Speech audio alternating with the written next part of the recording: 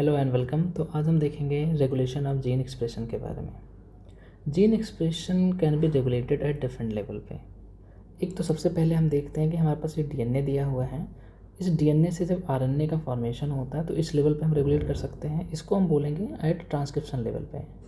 अगर eukaryotic animal है तो हमें पता है डीएनए से एचएनआरएनए बनता है और उसको फिर हमें प्रोसेसिंग की ज़रूरत पड़ती है, तो हम इस लेवल पे भी रेगुलेट कर सकते हैं, आरएनए प्रोसेसिंग लेवल पे। ये खासकर यूकैरियोट में ही पाया जाता है, ओनली इन यूकैरियोट में। तीसरा स्टेप क्या होता है कि हमारा जो एमआरएनए बना है वो ट्रांसपोर्ट होता है, साइटोप्लाज्म में आ जाता है, क्योंकि वहीं पे ट्रांसलेशन होना होगा। तो इस ट्रांसपोर्टेशन लेवल पे भी हम इसको रेगुलेट कर सकते हैं। जो चौथी बात है हमारी, इसमें हम देखते हैं कि जो हमारा एमआरएनए बना है अब इसका ट्रांसलेशन होगा, और जब एक बार पॉलीपेप्टाइड हमारा बन गया तो ये प्रोटीन हमारा सेल के बाहर आ गया। अब इस प्रोटीन को जिस इन्वायरमेंट में एक्सप्रेस होना है उस इन्वायरमेंट लेवल पे भी हम रेगुलेट कर सकते हैं। तो बेसिकली 2 टाइप की जीन होती हैं जिनके बेसिस पे हमारा जीन एक्सप्रेशन होता है।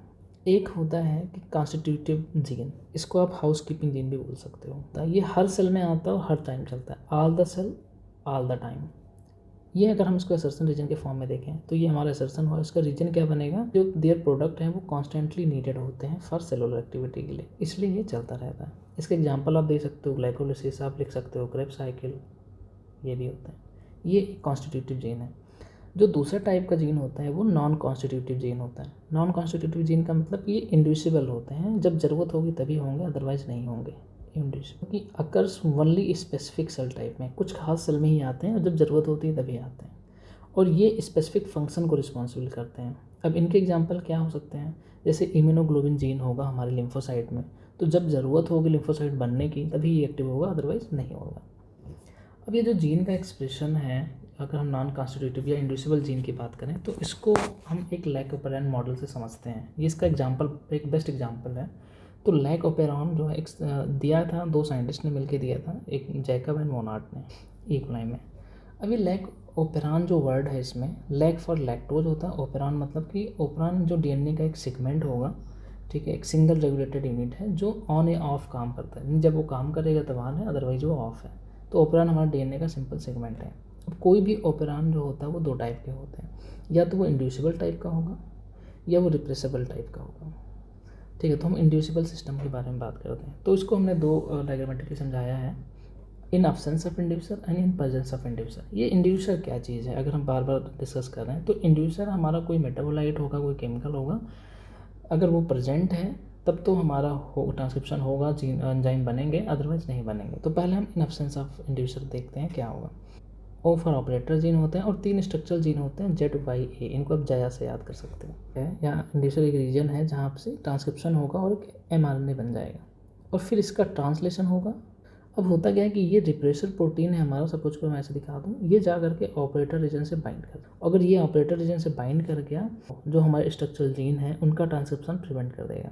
तो याद रखना कि ये बाइंड करता है ऑपरेटर से और प्रिवेंट कर देता है आरएनए पॉलीमरेज को फ्रॉम ट्रांसक्राइबिंग द ओपेरॉन को, या कह सकते हो स्ट्रक्चरल जीन को नहीं करने देता है। लेकिन अगर हमारे पास सपोज को इंड्यूसर है इस फॉर्म में, क्योंकि हम लैक ओपेरॉन पढ़ रहे हैं, तो यहाँ पे जो इंड्यूसर यूज किया गया है वो लैक्टोज है।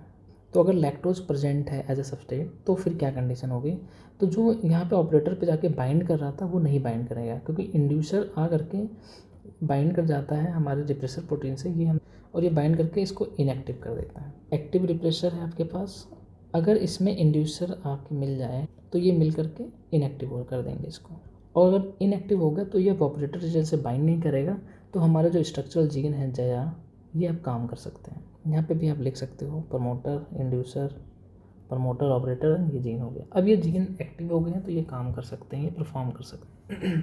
तो जो स्ट्रक्चरल जीन है उनका ट्रांसक्रिप्शन होगा और ये एमआरएनए बनेगा, जो लैक एमआरएनए बनेगा। याद रखें कि ये जो लैक एमआरएनए है ये पॉलीसिस्ट्रॉनिक है। अब इनके जो Z, Y और A है, ये तीनों अपना अपना एंजाइम बनाते हैं। जो Z है ये जो एंजाइम बना के देगा वो बीटा गैलेक्टोसाइडेज देता है। जो हमारा Y है ये परमेज बना के देगा। जो A वाला है ये हमें बना के देगा ट्रांसएसिटाइलेज। याद रखिए ये ट्रांसलेशन के बाद हो रहा है।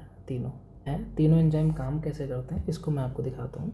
देखो, सपोज करो कि लैक्टोज हमारा सबस्ट्रेट था, वो सेल के अंदर आता है, तो lactose with the help of beta galactosidase ये ब्रेक हो जाता है 2 में, गैलेक्टोज प्लस ग्लूकोज में। और हमारा परमेज क्या करता है कि लैक्टोज ज़्यादा अंदर जाए तो सेल की परमेबिलिटी बढ़ा देता है। ट्रांस एसिटाइलेज है, ये ट्रांसफ़र कर देता है एसिटाइल ग्रुप को। और ये कहाँ से ट्रांसफ़र करता होगा? एसिटाइल कोएंजाइम से एसिटाइल ग्रुप को उठा करके बीटा गैलेक्टोसाइडेज पे ट्रांसफ़र कर देता है। एक और नई चीज़ होता है फीडबैक सिस्टम या फीडबैक इनहिबिशन। फीडबैक इनहिबिशन मैं बता देता हूँ शॉर्ट में कि सपोज़ करो आपके पास ए सबस्ट्रेट है और बी सबस्ट्रेट है एंड सी सबस्ट्रेट है। तो इन्हीं जो ए का जो बना हमारा प्रोडक्ट, इसी का जो मान लो सी एक एंड प्रोडक्ट है, तो ये इनहिबिट कर देगा इस रिएक्शन को।